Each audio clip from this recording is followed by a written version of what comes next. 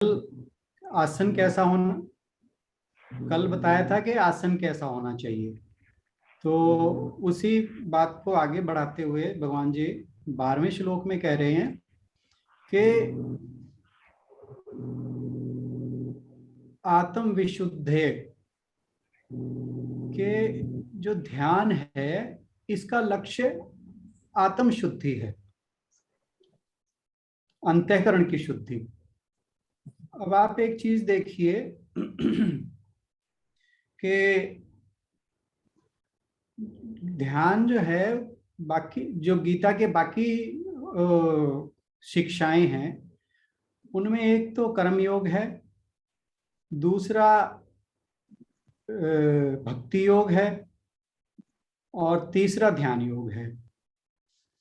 तो यहाँ पर जो ध्यान की बात की जा रही है, ध्यान का मुख्य उद्देश्य है हमारे 3 दोषों को दूर करना।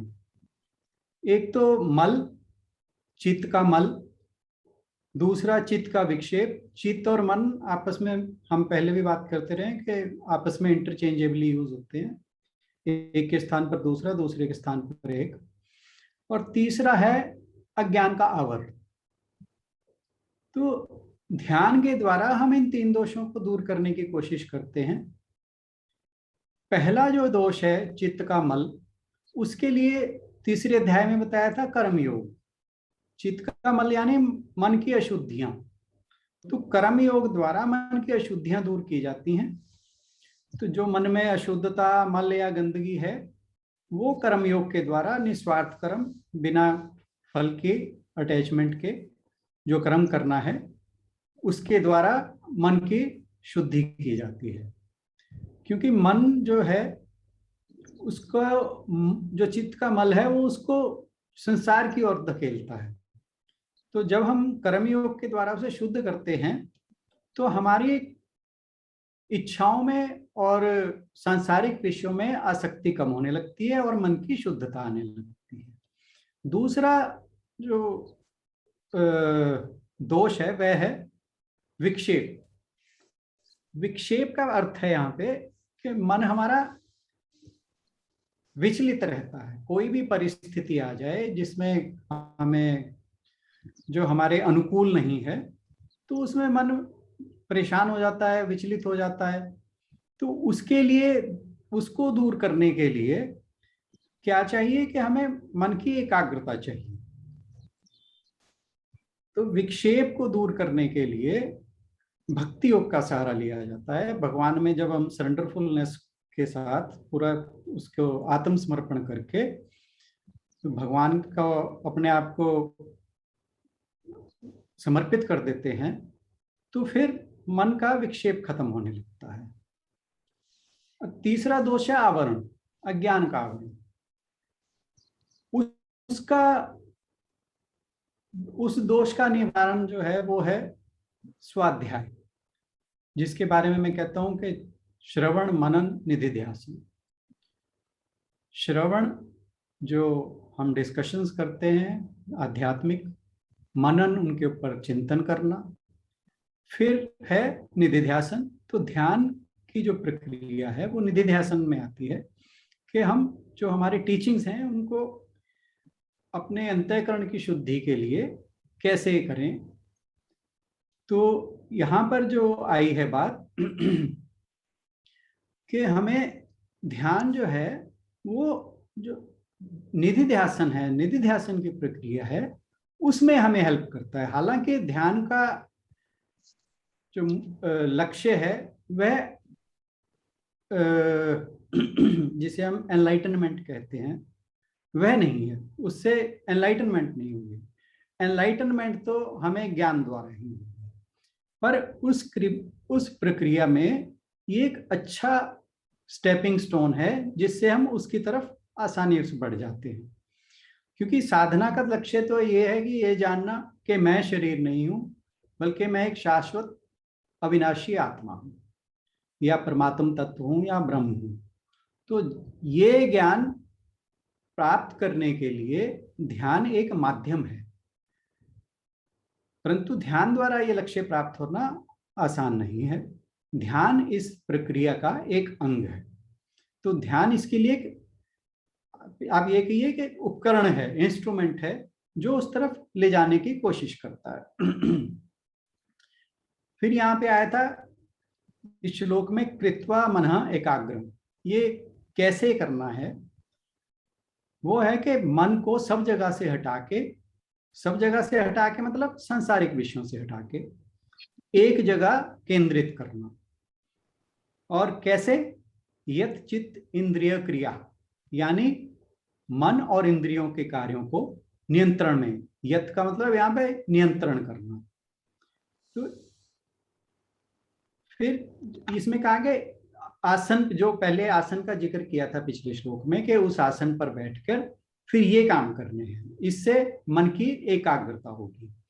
क्योंकि जब हम ध्यान के लिए बैठते हैं और अपनी आंखें बंद करते हैं, तो आंखें बंद करते ही जो संसार के ख्याल हैं, जो हमारे मन में परेशानियां हैं, वो सारी की सारी एकदम से आने लगती हैं। क्योंकि ध्यान में जब कंसंट्रेशन होती है, कंसंट्रेशन में पहले जो ध्यान है वो सारा हमारा सांसारिक विषयों की तरफ जाता है।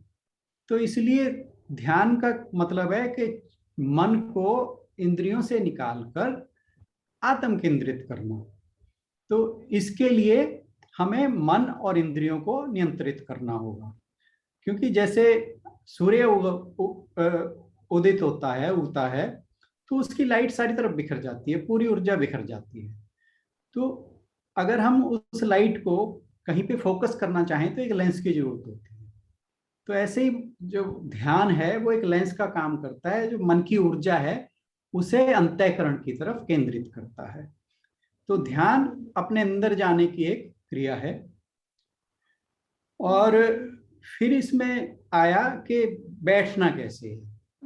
कि इसमें कहा गया है कि अपने जो काया है उसे स्थिर करो, और सिर और ग्रीवा, गर्दन, ये बिल्कुल सीधी रहने चाहिए, ताकि ध्यान और अचलम स्थिर, बिल्कुल भी हिलना जुलना नहीं है। क्योंकि जब हमारे शरीर में एक्चुअली क्या है कि हमारी आदत है कि हम टिक के बिल्कुल नहीं बैठ सकते। उसकी वजह क्या है कि हमारा मन चंचल है, वो इधर उधर भागता रहता है। उसी कारण हमारा जो शरीर है वह भी स्थिर नहीं होता। तो स्थिर शरीर को स्थिर करने से क्या होता है कि मन को नियंत्रित करने में आसानी होती है। तो मन शरीर स्थिर होगा तो ध्यान लगाना इजी हो जाएगा। तो उसके लिए वैसे तो बहुत से आसन भी बताए गए हैं, जैसे सुखासन, पद्मासन, अर्ध पद्मासन, वज्रासन।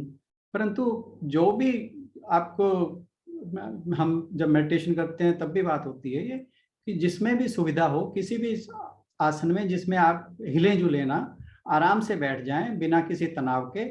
ऐसे आपने सीधा पर आपकी जो बॉडी है वो बिल्कुल स्ट्रेट रहनी चाहिए। जो रीढ़ की हड्डी है, गर्दन है और सिर है, ये बिल्कुल एक 90 डिग्री के एंगल में रहना चाहिए, बिल्कुल सीधा। तो उसके लिए जो भी आसन आपको सूट करे, जिसमें भी सुविधा हो उसमें सीधे बैठ जाएं, ताकि हम हिलजुल ना पाए और आराम से बैठे रहें। हिले जुलेंगे नहीं, स्थिर रहेंगे तो मन को एकाग्र करना इजी रहेगा। तो फिर उसके बाद है कि अपने मन को एकाग्र किया जा सके। और मन को एकाग्र करने के लिए भगवान जी यहाँ बता रहे हैं कि अपने जो दृष्टि है वो नासिकाग्र पर रखनी है, नाक के सामने वाले भाग पर।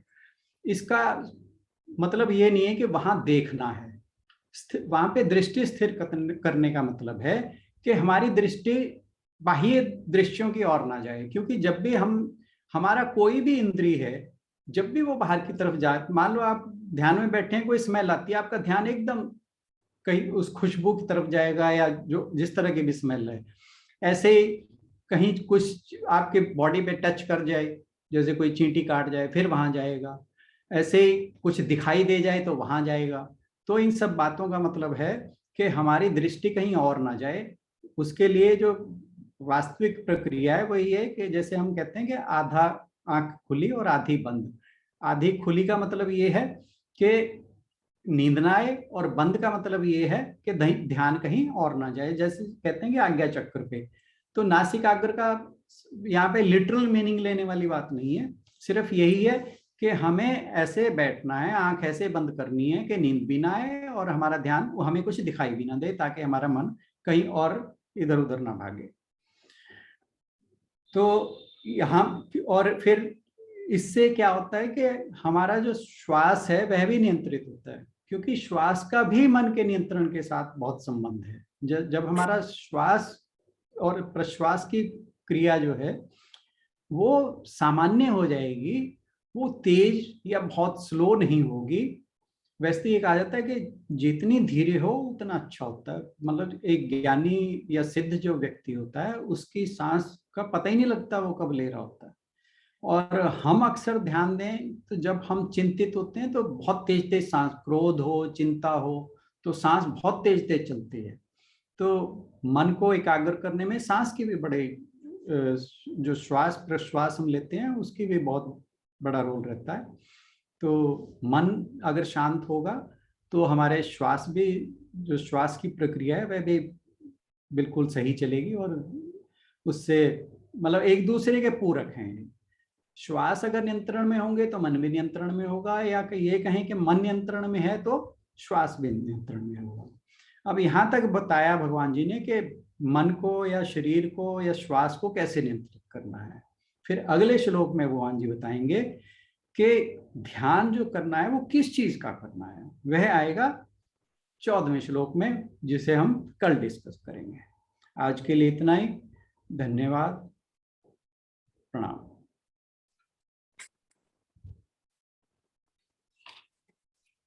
सतीश भाई साहब को नमस्कार। नमस्कार जी, नमस्कार सभी को।